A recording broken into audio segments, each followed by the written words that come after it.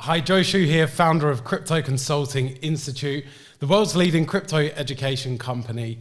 Over the last 9 years, we've helped over 3,000 clients create over $56 million in recorded profits. Looking forward to joining you on this session.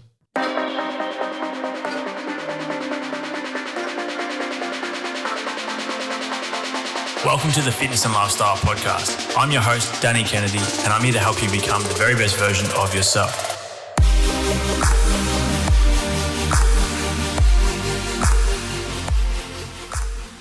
Joe, welcome to the Fitness and Lifestyle Podcast, brother. Thanks for having me, Mate, my absolute pleasure. I often say to the guests on the show, a lot of the time, these interviews are quite selfish of me because it's always just people that I want to learn from, and and I feel like I take so much from these conversations, and I know today we're going to take a lot out of it.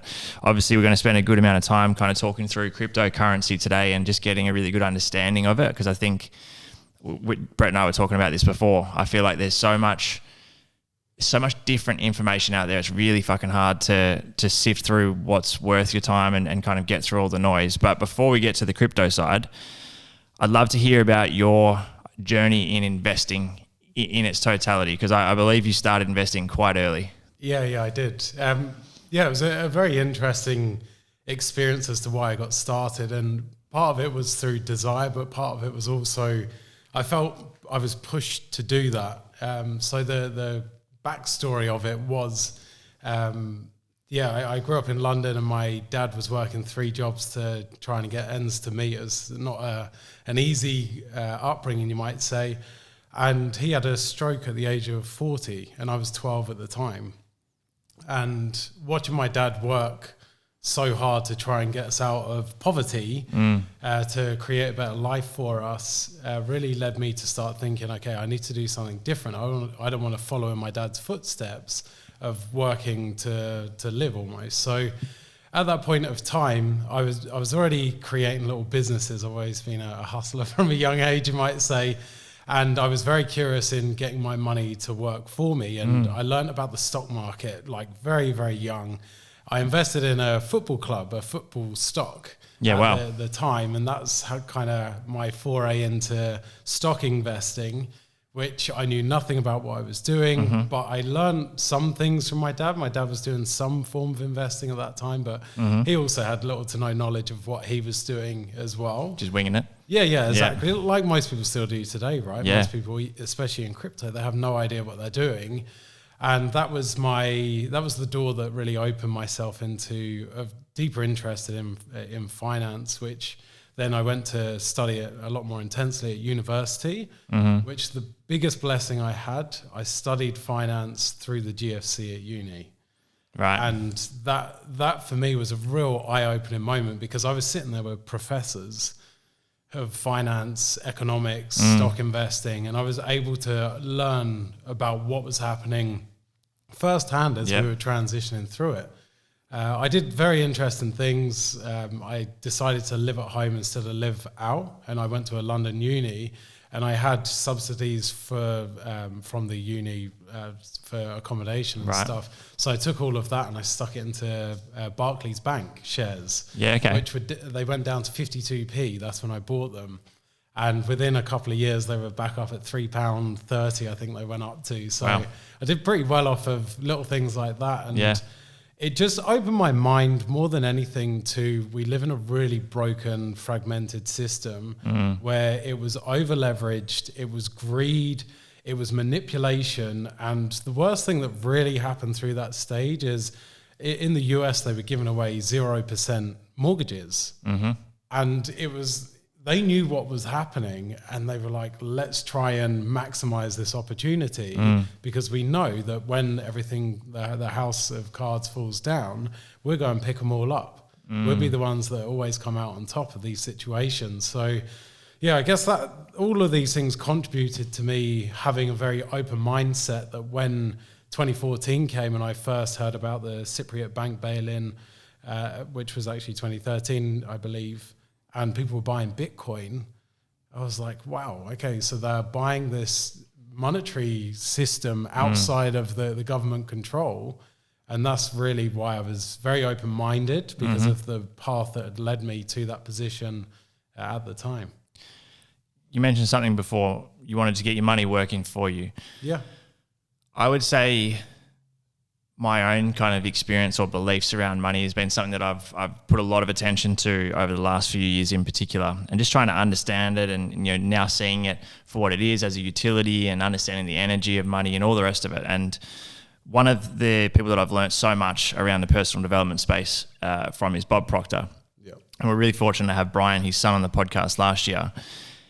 Bob, I think, was the first person I heard say, you want your money to work for you. And when I first heard it, I had no fucking idea what he was talking about. And I'm sure there are plenty of people, well, at least some people listening to the episode today, that don't understand that concept. And I'm sure for yourself, it's very basic. But are you able to give a bit of a rundown on what you mean by that? Yeah, so I guess there's different ways of looking at this. There's employees, and employees will earn, let's say, 100,000, 200,000 a year, whatever they earn. The limitation there is that they have to exchange their time for money. And in order for them to break out of that paradigm, because let's be frank, $100,000 in Australia now, you are barely getting by. Yep. Barely. Mm-hmm. So if you want to kind of step out into this sense of freedom, which I think as humanity, that's what everyone really desires on the core foundational level, you have to start expanding your wealth. And you expand your wealth through not necessarily doing more hours. I know there's obviously tradies that are taking on more contracts and working 80-hour weeks, which again is a broken system, because then other areas of your life start to fall apart. Yep.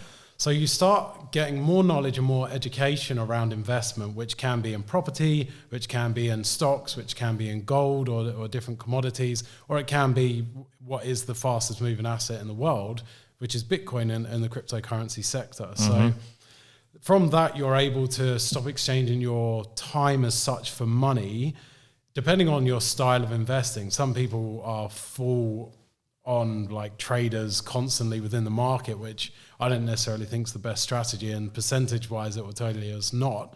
Yep. The amount of people that are actually successful from short-term trading.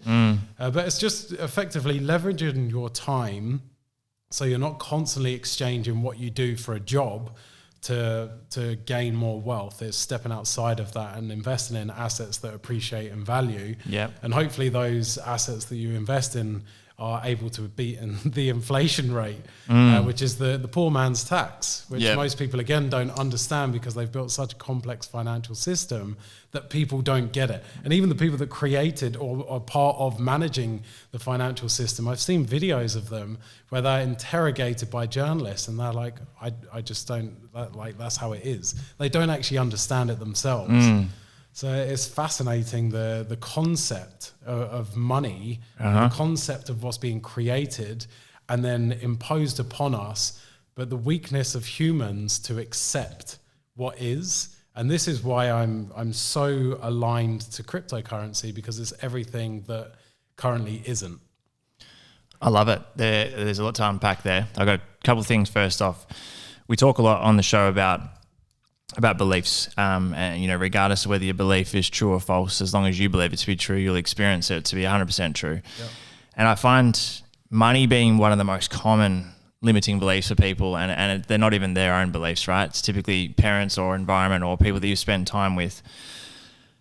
The other belief that comes up a lot in coaching calls lately is, and I was definitely guilty of this, is the belief of what you mentioned just then. In order for things to get better, or in order for you to experience more abundance or growth, it requires you to do more. And so when you're not doing more, you're essentially now made your mind up that like shit's not going to get any better, or it might go backwards. And then that becomes this cycle. And I think for business owners as well, like majority of my kind of mindset clients are business owners, and it just comes up so often where it's like the answer or the next step is always like, well, I need to do more. Or sometimes even literally feeling a sense of guilt or lack of worthiness to receive a large amount of abundance if they haven't earned it, or if they haven't done enough in order to validate why they're getting that outcome. I'm curious to hear, first and foremost, what your money beliefs are. And I guess sounds like a very simple question, but how you would actually explain money. Like, what is money? right? And again, we talk about this on the show around it being like a utility and it's a neutral energy, but like how would you describe what money actually is? Yeah, great question. So it's an agreement upon something having value, and it's exchangeable with others. So like the monetary system has changed from one thing to another. It's gone from shells and stones to different barter systems, and then store of value in gold backed or silver backed stuff, or actually gold and physical silver coins, to then now it was paper notes that were backed, and now it's backed by nothing, and that's why printing into oblivion happened. The US printed 80% of the entire monetary supply in 18 months, and that's why inflation went out of control, and that's why they did the fastest interest rate hike in history. So money is what anyone makes of it. I look at money. Money's been such an incredible experience for me because I've chosen that. And everything in life is a choice. Like you said, it's your belief systems and everything that you create around it. So, yeah, I think money to me gives me freedom, it gives me opportunity, and it gives me the ability to do what I truly want in life and what lights me up, which is many things. Not only, like I traveled the world for 3 years with my family, and we did everything that we wanted, and there was no, like, fully abundant, no expenses spared. But I've also donated so much money to charities, and that's one of the missions that we're doing at the end of the year out in Manila. Nice. I've been able to impact so many people's lives through the money that I've created. I do find I've met many people that have more money than me. I've met many billionaires in my circle now as well, which is incredible. And the relationship of money expands out as that wealth generation is created. So if you have a baseline of you're scarce, you're tied to money, I just see the relationship that people have with money is really scarce, even when it gets expanded into the millions. And I remember sitting down with my dad going through an exercise like this, and because he's so frugal, and I was like, oh, Dad, why don't you go travel there or buy this new car? Or he wants an AC Cobra. And I was like, Dad, go and buy it. And I know he won't go and buy it. So I said, if you don't go and buy it, I'll buy it for you. Yeah. Because I bought my mum a Range Rover Sport for Christmas once. Oh, beautiful. And because my dad wouldn't. And I sat down with my dad and I said, right, let's go through how much money you have. Let's go through how much money you spend each year. If you live your basic life like you do now, and if you live an ideal life, how much do you spend each year? You go travel here, you go do this. So I worked it out. I said, you have this amount of money. If you divide that by how much you're spending each year, that gives you 50 years. You are nearly 70 years old. You've had a quadruple heart bypass and a stroke. How much do you think you're living for 50 years? Yeah. So whatever you do, try not to be so frugal and take that money to the grave with you, and enjoy your life. And Mum wants a new kitchen. Go and buy a new kitchen for her, because you have the financial capabilities to do that. You work so hard throughout your life. And like you said at the start, it's a financial blueprint. He grew up in his family where his dad died when he was 12. And he lived in a council house, and they had no money, and it was like three brothers and sisters. So it's really deeply entrenched in him. And that's where all the shifts come in. Like I've spent probably 250 grand on mentors over the years to help me expand my mindset and go through and work with shamans on plant-based medicine and do crazy stuff, sitting in 10-day silent meditation retreats to break down these barriers so I don't repeat, offend, and I evolve. Because as humans, we're either here to, we're here to evolve. I think that's what our birthright is, to grow and expand. Because if you're not growing, you're dying. And you see that in people. When you look at someone in the eye, it's like this person is living in true alignment. They're growing, they're expanding. You can see that vibration. Or they are dying. And people don't get that. And I know this is maybe a little bit off track to what was said. No, that's great. It's really fascinating. So, yeah, I think for me, it's true freedom, but I've got such a bliss relationship where I'm such a giver.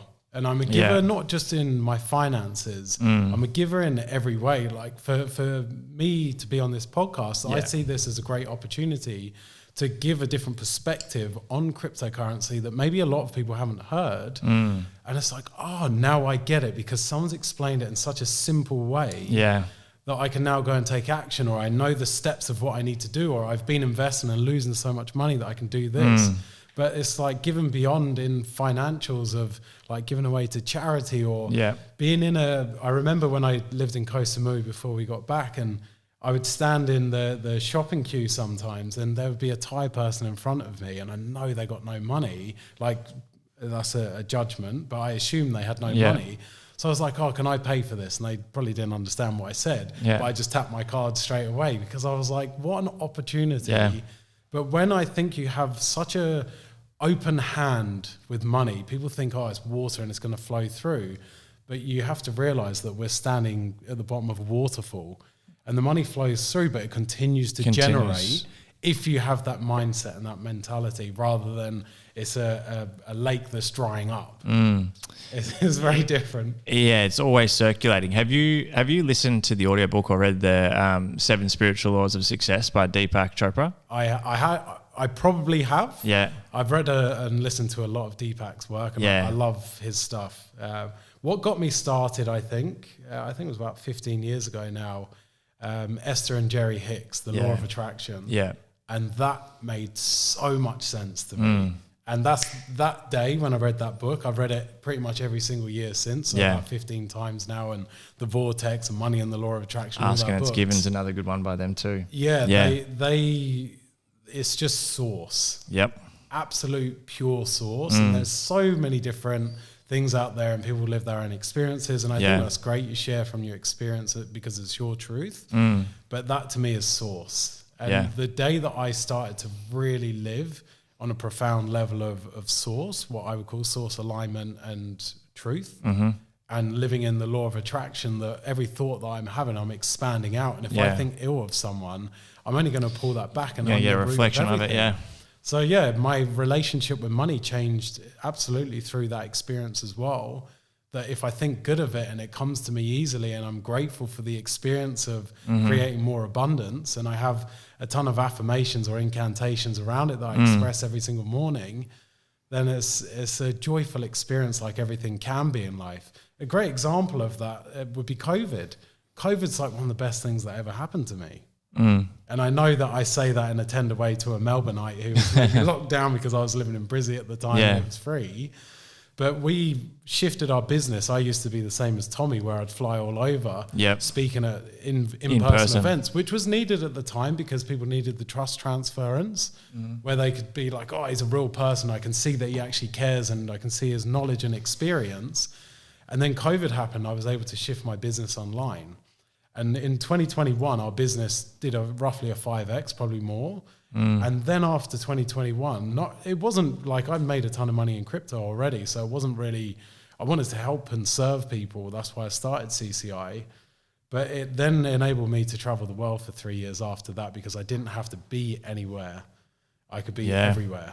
And that was magical. We did, I think, 16 countries or something over 3 years. So it was really, and I had, my Iris was my second. She was 3 months when we left. Yeah, wow. And James would have been 3 at the time. So it was a really wild journey. But it's like anything. Everything in life is a chosen experience. It is. And the more that we're able to see that and step into that power, the more incredible life is in every way. Yeah, I love that, man. I love that a lot. One of my clients who's quite heavily into investing, and I'd say I've learned majority of what I know about investing through him. He has an interesting opinion on cryptocurrency, which I'm certain you don't agree with, but I wanted to ask you this just to hear like how you would articulate it. He essentially says, or goes by the rule of like, if the investment is not generating income, then he doesn't necessarily see it as an investment. He would look at it more so as a gamble. What are your thoughts on that? Does gold generate income? No. Well, yes, it does. It does. In a sense. Yeah. So yes and no. And that's where cryptocurrency is yes and no, you might say as well. Yes, because gold is used for jewelry and it's used in different ways. It's not just gold bars that people store in the safe. Of course. So it kind of has a double store of value, you might say, but in actual practical world use. So it's just his comment is clearly a lack of understanding, which is fine. And I guess that's part of the journey.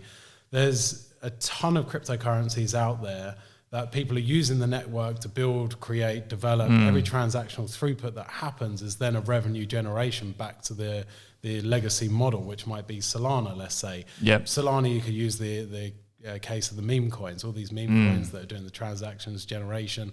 All that is the value that's expanded, a revenue generating model.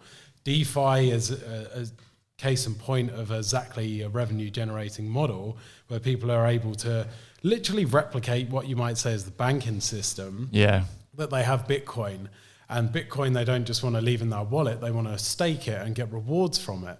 So you're staking to effectively, you might say, a business for simple terms that have liquidity, and with that liquidity they're able to use in different ways. Gotcha. So that's a revenue generating model. Yeah. And there's many businesses around it, like BNB, which is Binance Coin.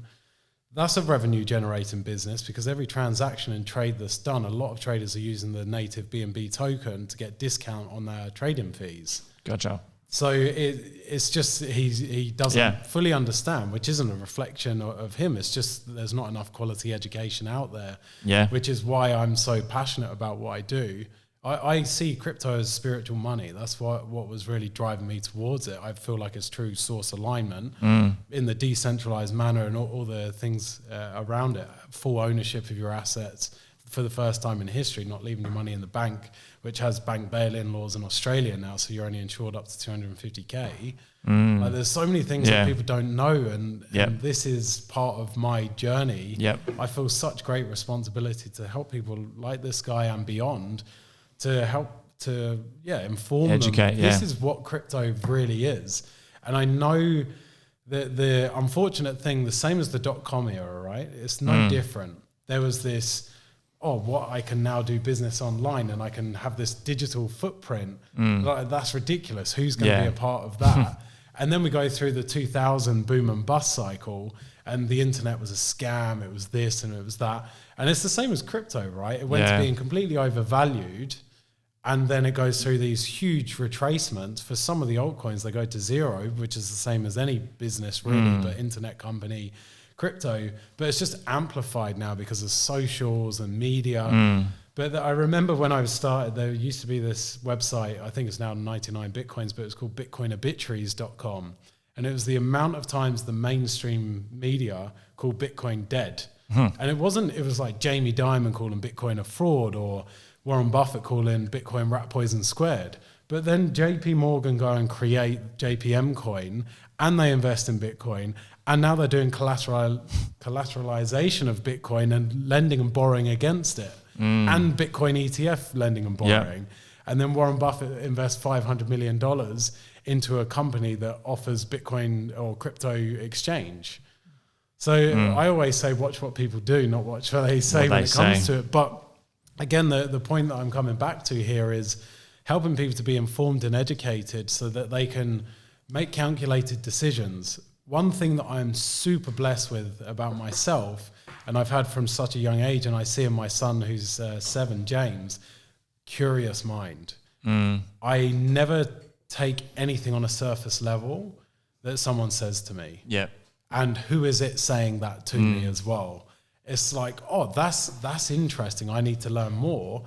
And I will just dig and dig and dig until I've got a really well-balanced, well-rounded and informative decision to be able to make, because I'm super grounded and I can see both sides. But I think a lot of people hear the word crypto and instantly bang, scams, like bubble, all of these really wrong views of it, because they haven't taken the time to learn it, to question it and be curious. And that is exactly what our schooling system, again, I don't want to get into a sidetrack here, but that's everything that our schooling system doesn't teach. They brought in critical thinking. I remember when I was at school 10, 15, 20 years ago, however long it is now, and it's like one session, one hour a week. But critical thinking should be 90% of what we do. So we have expansive thinking. We're not boxed in and so limited in the way that we think around everything. It's like, oh, we're supposed to do, we're puppets, right? Typically, they want us to be bums on seats, which there's great value, especially as a business owner. You need bums on seats in your office, but you want them to be entrepreneurs. In the most simple way possible, how do you explain blockchain? Oh, I know we've already obviously started touching on a lot of the crypto stuff. I think, to your point, I feel like maybe the lack of intent around crypto for most people is just, as you said, because they don't understand it in any way, shape or form. And maybe they do have a slight bit of an understanding, but what is the blockchain? And I guess like the follow up to that is, with you guys, with the Crypto Consulting Institute, like, what's the outcome people are hoping to get from obviously kind of like working with you guys? Yeah. So first question, what is the blockchain? In the simplest way, if you think about your bank statement, you've got money coming in, money going out. They're all transactions. Yep. Those transactions with the blockchain are, instead of being private, they're public. And the benefit of that is pseudonymous. What does pseudonymity mean? It means that you don't know necessarily who the sender or the receiver is, but you can see all the transactions. They're all validated and verified. They're real transactions, so you don't get double spending. Yep. And this way, I think having the public eye on everything is really important for transparency. Every transaction that's there, it's always there. It's etched in the blockchain. It's never going to leave there. So you can always refer back to it, but you can't undo it or change it. Yep. And I think the transparency of it is super important. The use cases of blockchain are so expansive. From, if I think about, let's say I donate to charity. Yep. I want to know exactly where my money goes from start to finish. Of course. And the blockchain has the capabilities of offering that. But there's so many things that happen behind the scenes that limit the exposure in these privacy backrooms of, we don't want people to see this. Blockchain's also freedom. Freedom to people, let's say in Africa, that use M-Pesa, the phone text credit as their currency because of hyperinflation, because they printed their money into oblivion and they have literally a wheelbarrow of money to go and buy a loaf of bread. The change of, I don't accept M-Pesa, but I accept Bitcoin. So they can now transact globally, which is amazing. So there's so many different use cases outside of blockchain in singularity. But the simplest way to just come back to the purity of what the blockchain is, it is a digital ledger that every transaction that ever takes place gets stamped on there. It will never leave there. And that's all it is. It's just an upgrade to our current system where everything's from a walled garden where the banks have all the data, all the information, can do whatever they like with it, to now lifting that to the next level of transparency and trust, which is linked into a network which cannot be changed, can't be adapted or altered or reverse transactions. So that's the simplest form. With Crypto Consulting Institute, what we specialize in and what we're really good at is helping people to get results in crypto. So from an investment perspective. So we go back to really basic concepts of what is money, because most people don't get it. You asked at the start, and I went through the evolution of money. Money's just a concept that humans have created. And it's an agreement that something has value. Exchange of value. Yeah, and a store, it has to be really good at storing the value. And now we're moving into a digitization era. People have to realize that using paper money is obviously obsolete, but now the digital footprint and the way the governments are going with lack of privacy, it just gives you a completely elevated stance on that. So what we specialize in is really helping someone who's newer or maybe currently investing in cryptocurrency and taking them from start to finish with how to be successful as an investor in cryptocurrency. Because there's so many mistakes that people make that are super simple, easily avoidable, but also people invest in cryptos that are gamble, especially in Australia. We've got such a gambling culture here. It's like, oh, my mate told me that this one 10x and I should chuck some money in it. So I've got a bag of these shit coins. Literally, that people ask me, oh, what's this coin? What do you think of it? I've got no idea. I've never heard of that coin. There's over 27 million different cryptos now. So for someone either working with you guys at the Institute or just in general, how would you categorize, if you can at all, like the mentality or the mindset, or probably a better word is the intent of why someone would invest into Bitcoin, for example? I know it sounds like a very oversimplified question, but if someone was looking to start investing their money into Bitcoin today, why? Yeah, really good question. So when I got back from Koh Samui, from living there last year, I came back. Fortunately, my company set up in Dubai, and I came back with a ton of tax-free money. Yeah. And I was like, right, do I expand and build out crypto, or do I look at different asset classes? Yep. So I said to my researchers and my team, I want a full in-depth report of every major asset class and the performance over the last 5 years. Yep. For me to have a consideration of where is my money best. So we pulled everything back. We went into super granular detail on everything. Bitcoin was 85 CAGR over the last 5 years, so compound annual growth rate. Next was the S&P 500 at 20%. Then gold at 13%.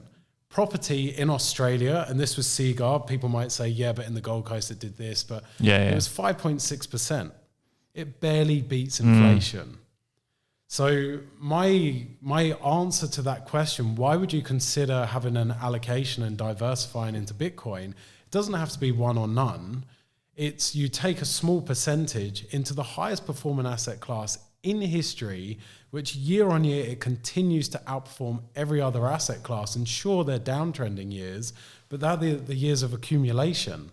They're not the years that you run away. People, unfortunately, buy when the market's hot because of the hype.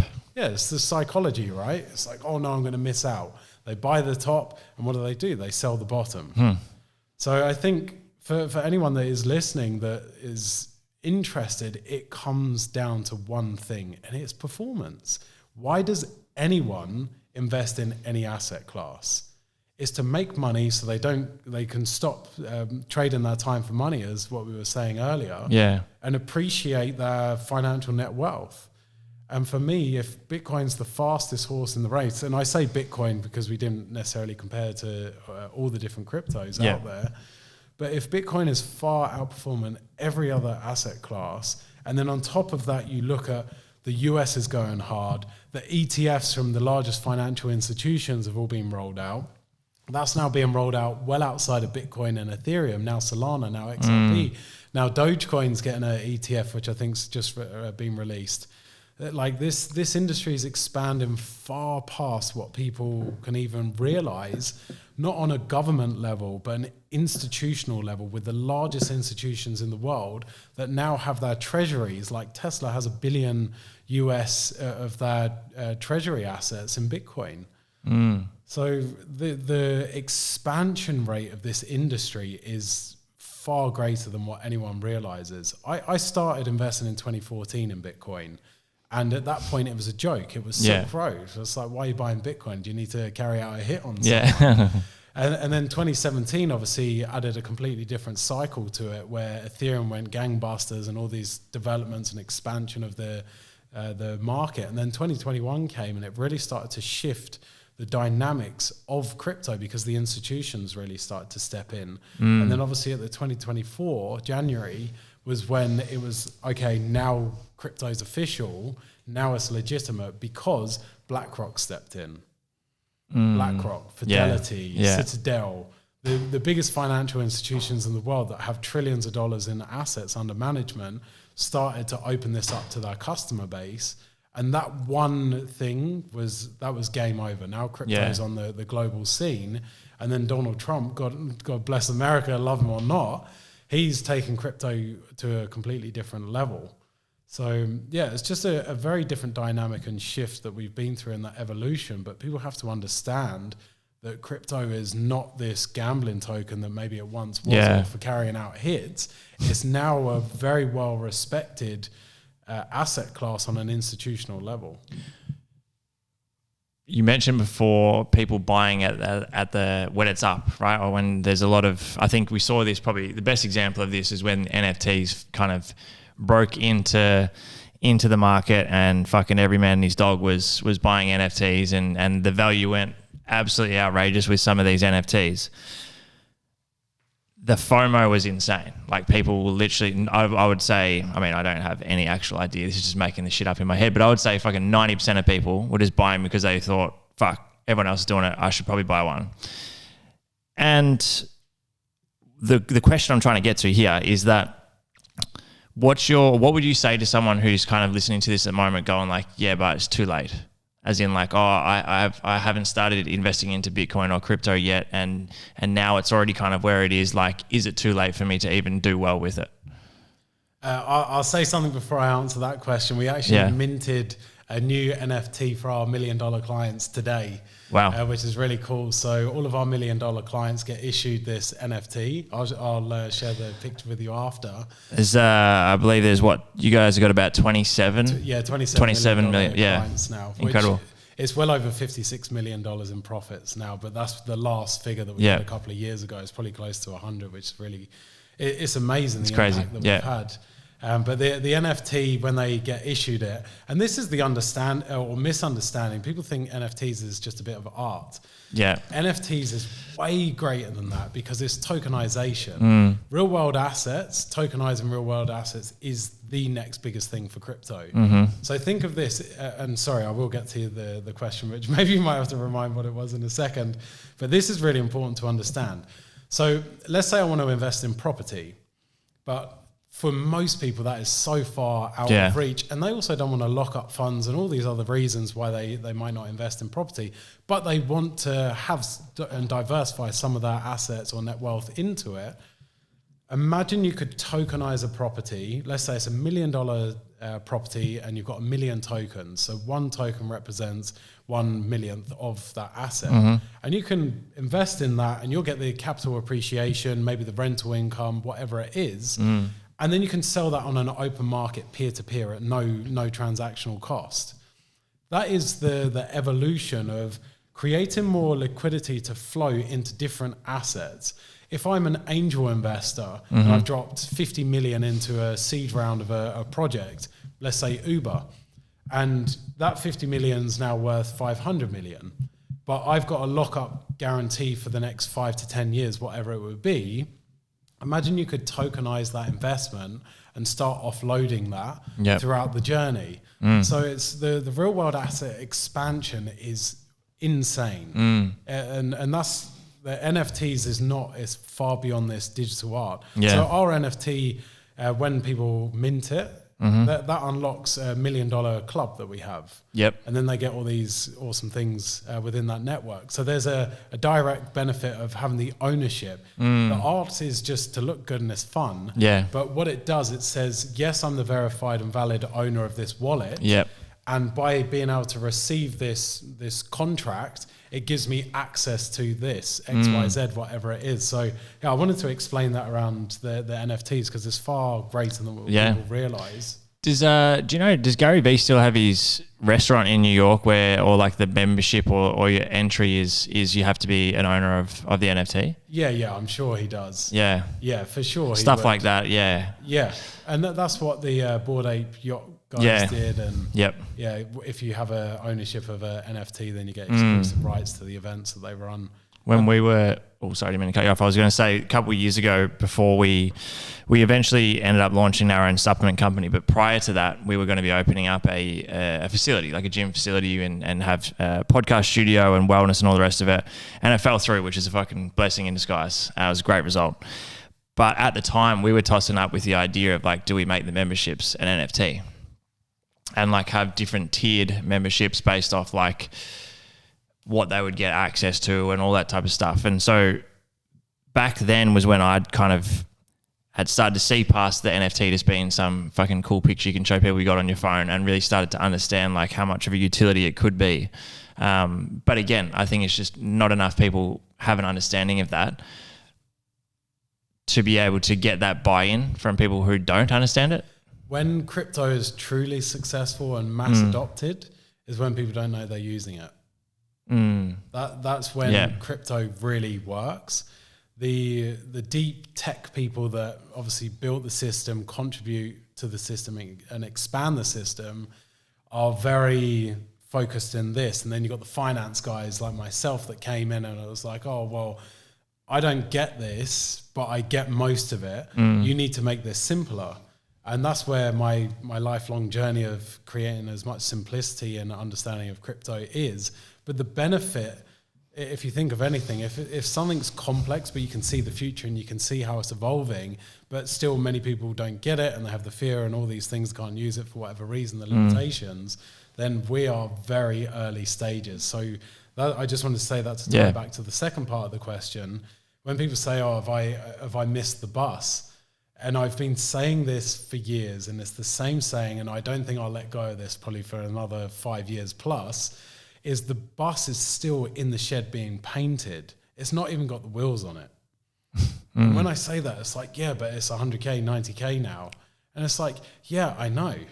And look how many people are still using it, and look at people's opinions of it. Yeah. And look at the like challenges that we still have.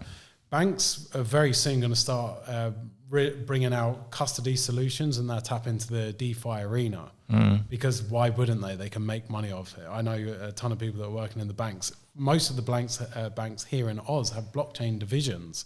So they're already doing this and expanding on it as we speak, and they have been for years because they know they have a dying business model and they have to rejuvenate and reignite themselves in a different way, aligning to the future of what we're sitting in right now. So if you don't do it, you die. It's the same as every great business owner. You don't do this one thing and it doesn't ever change. You're constantly changing parts of the business to improve customer acquisition or succession, whatever it is. So yeah, my thought to anyone that is thinking, oh, but it's already been and gone, look at the amazing performance, I would say that we are just getting started on such a basic level. The entire market cap as of today, I think, is about 2.4 trillion. Gold is 25 trillion. The entire market cap of every single cryptocurrency, I've told you there's 27 million of them. Bitcoin's dominance is 58% of the entire market cap. And we're talking about a $2.4 trillion asset class. It has not even begun. Until we get to the extended levels of being overtaking gold. Bitcoin one day, I believe, will overtake gold. I think that might be 10, 15, 20 years away. But it's far superior in so many ways to gold. So I think that, it's a real, let's pull back and look at the data and get understanding so we can make informed decisions like anything, rather than say, oh, the price has gone up, I've missed it. And it's let's actually look at the data. And that's why people want to work with experts. But understand there's true experts that have actually made money in crypto, and there's people that make money through selling courses. So talking about people telling you how you can make money, even though they're exactly, and they're making their money by telling you how to make it. Exactly. And I see it all the time. So you have to be very mindful of working with true professionals that understand what drives the market and the data from their actual experience. If I play devil's advocate now, again, I this is just for the purpose of I guess just asking the question: what, if anything, fucks up the whole crypto, the Bitcoin growth? Is there anything in your mind that would stop it from actually reaching where people like yourself expect it to go? 100%.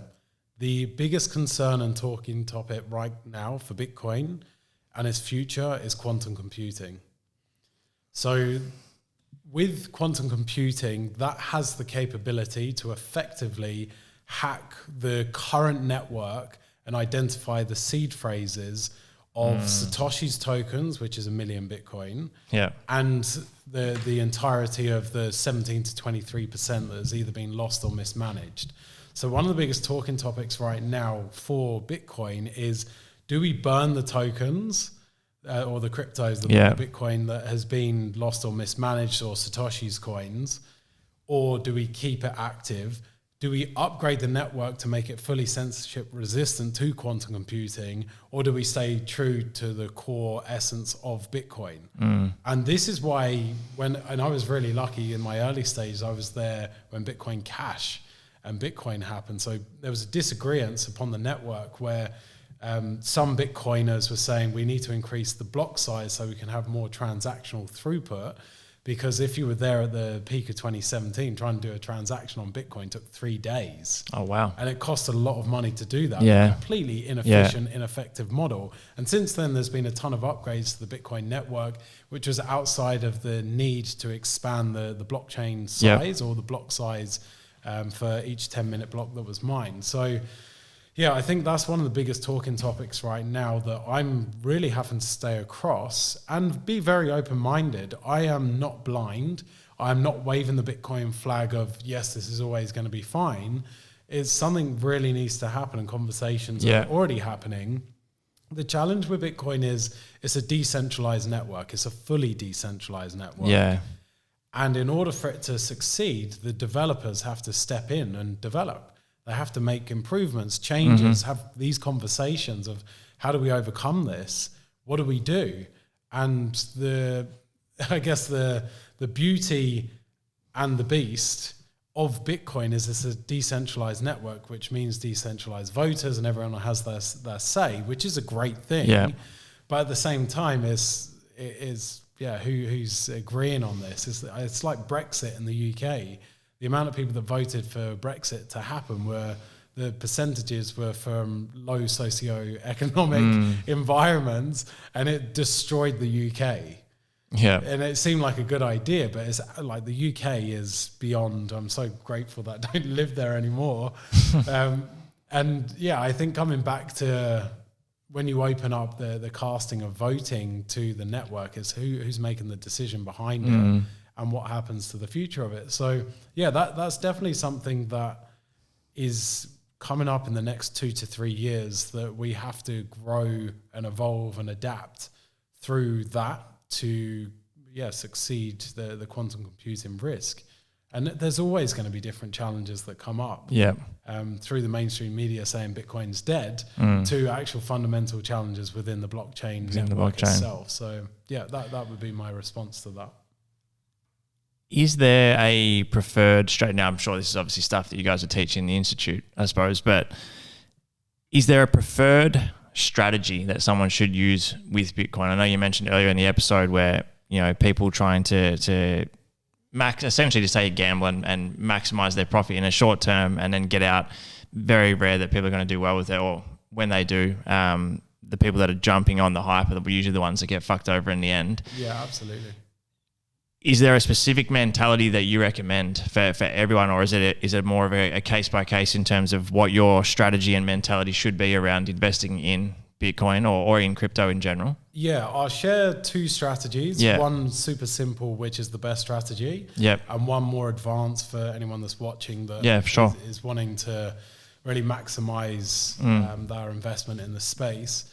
So the simple approach, which without a doubt is the best, and it has been proven not only in this investment asset class, but many others over extended period of time, as long as you're investing in the right assets, in the right asset class, which continues to appreciate, which Bitcoin has been, is dollar cost averaging, recurring buys.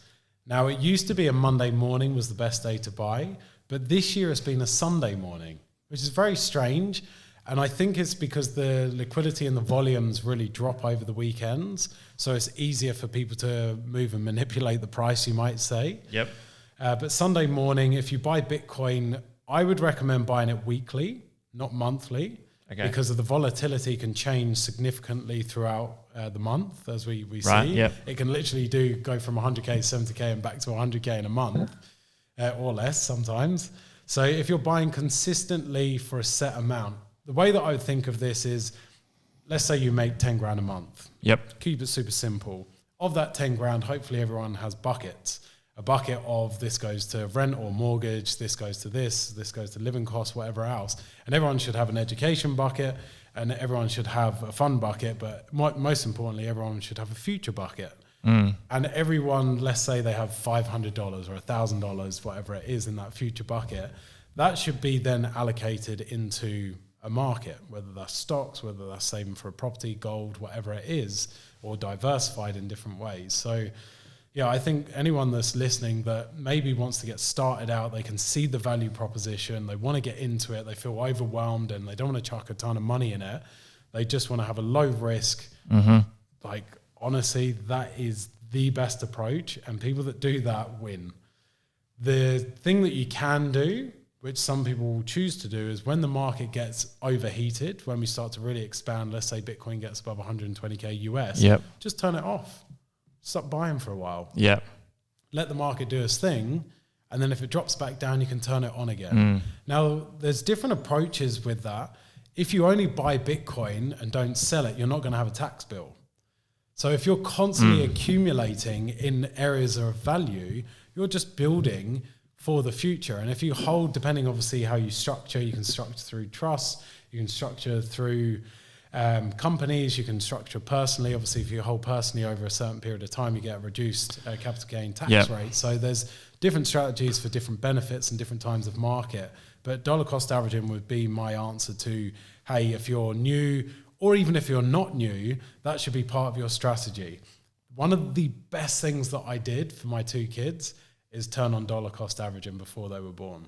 And both of them are set for life. Just for you doing a basic strategy like that. With crypto? With Bitcoin. Yeah, with Bitcoin. They only own Bitcoin. Why would I buy anything else for them? I think I might know the answer to this next question. And do you still invest in stocks at all? So I will answer that question. I'll go back to the second strategy because I feel like that's really relevant. And I want to make sure that I keep maybe more advanced people engaged. If it's not beating Bitcoin, don't buy it. So altcoins, people buy altcoins on this, it could rival the banks of having international transactions. That's what XRP is as an example, or it's got faster transactional throughput and it can scale way greater than Ethereum as an example, like a Solana, which is the killer of Ethereum. Yeah. All of these great narratives, but it all comes down to why do you invest? It's to make money. And if you're making more money holding Bitcoin than Solana, then why the fuck are you holding Solana? Stop speculating and gambling and guessing that it might outperform and trade the actual performance. Don't trade so people often play crypto like a game of poker and they are trying to bluff, but you cannot bluff in crypto. You can't have the worst hand and win. Yeah. And people are holding these shit coins and they're trying to win. But you can't win because Bitcoin is outperforming, especially this year. So the speculation index is literally a model that we have and we look at. And I show this to people because the window of when altcoins have outperformed Bitcoin over a 90-day period, it goes from, let's say, 10% of the entire cryptos in existence are outperforming Bitcoin over a 90-day period. It goes from 10% to 60%, lasts a week or two, and then drops back down to 10%. Yeah. So they literally go through 100% retracement performance against Bitcoin. Wild. So for anyone that's more advanced, you go on TradingView and you don't look at Solana versus USDT or AUD, you look at it against Bitcoin. You look at XRP against Bitcoin, you look at Cardano or whatever it is that you're trading against USDT and against Bitcoin. And you look at yourself in the mirror and you tell yourself the truth. Am I holding a shit coin in the hope that it outperforms? Or am I holding an actual coin that is outperforming Bitcoins sustainably over an extended period of time and is showing true areas of value? So that would be the biggest takeaway for anyone. Come into stocks. Do I invest in stocks? I am diversifying into AI, quantum. I really like ETFs. They're very simple. Like Vanguard has different ones. I do consider companies that are revolutionary and forward-thinking, like a Tesla, are buying areas of value. And again, is it beating Bitcoin? And I'll make custom pairs of, let's say, Tesla to BTC. Should I be holding BTC or Tesla? What's outperforming right now? So that everything on my in my investment assets is tradable. Gold has been ripping Bitcoin recently over the past few months. Yeah. So my Bitcoin got sold. I had 30% of my entire portfolio in gold, which was Pax Gold, which is a digital form of gold, 1-to-1 backed. Right. So that way I can stay in the crypto ecosystem. Yeah.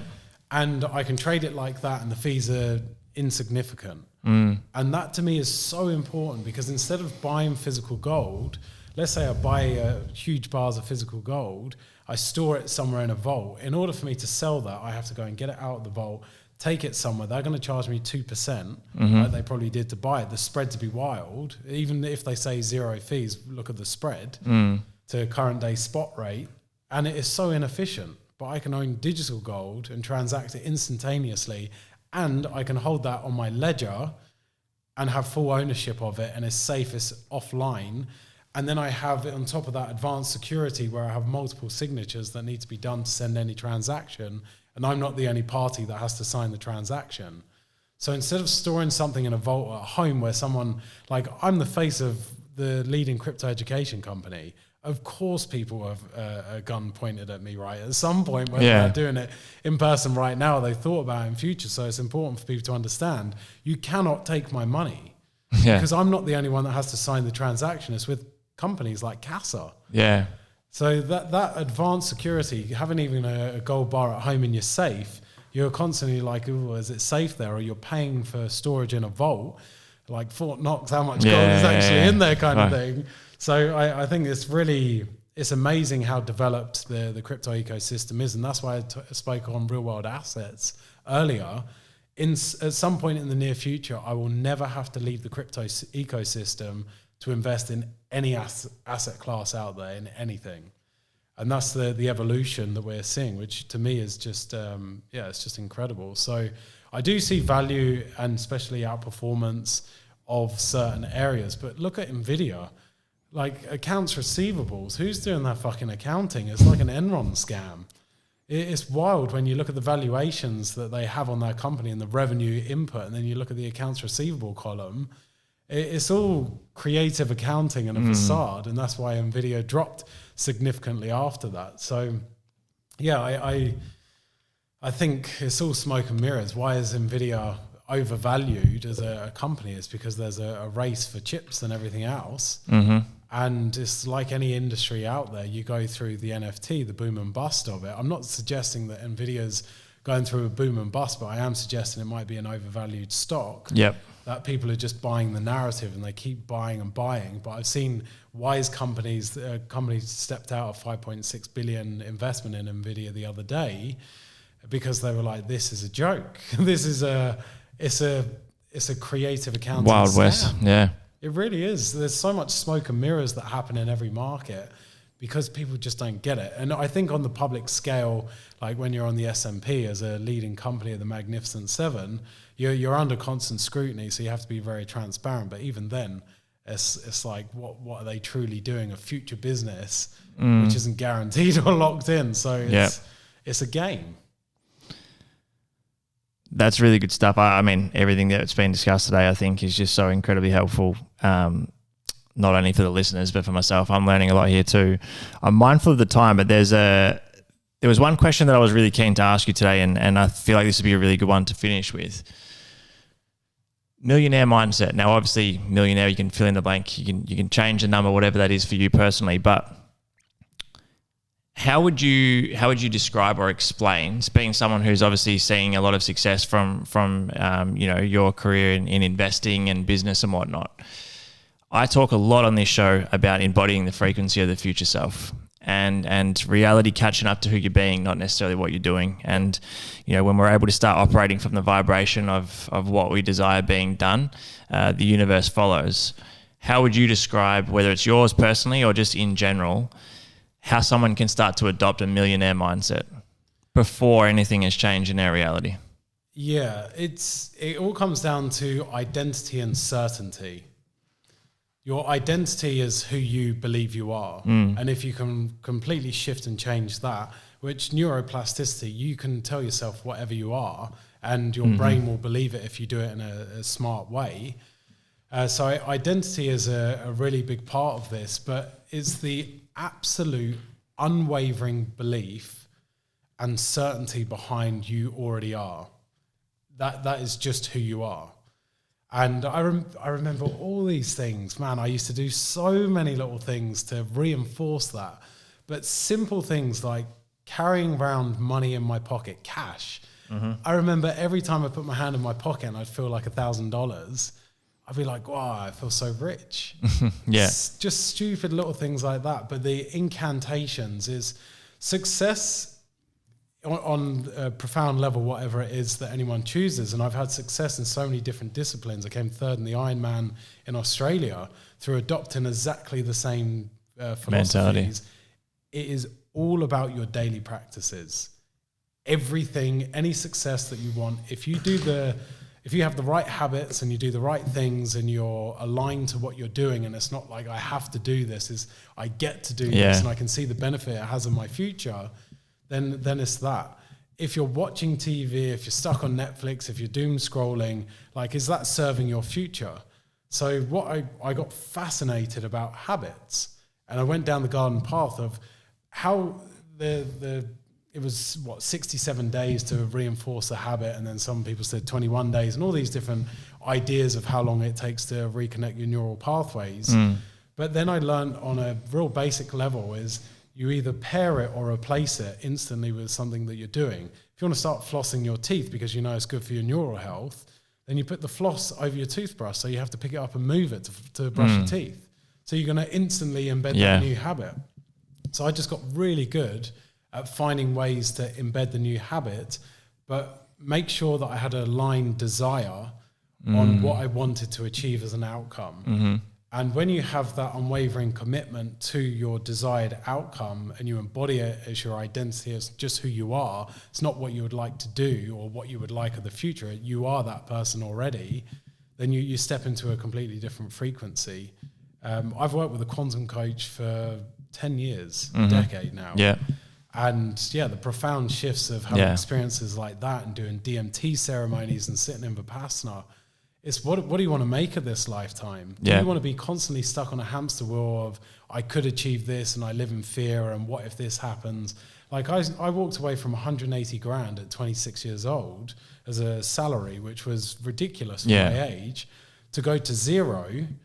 Because and I didn't even start CCI. I went to zero and had time off for 6 months to go on spiritual retreats and chat with shamans and do all these weird and wonderful things that cleared my deck so I could step into what's my true aligned purpose.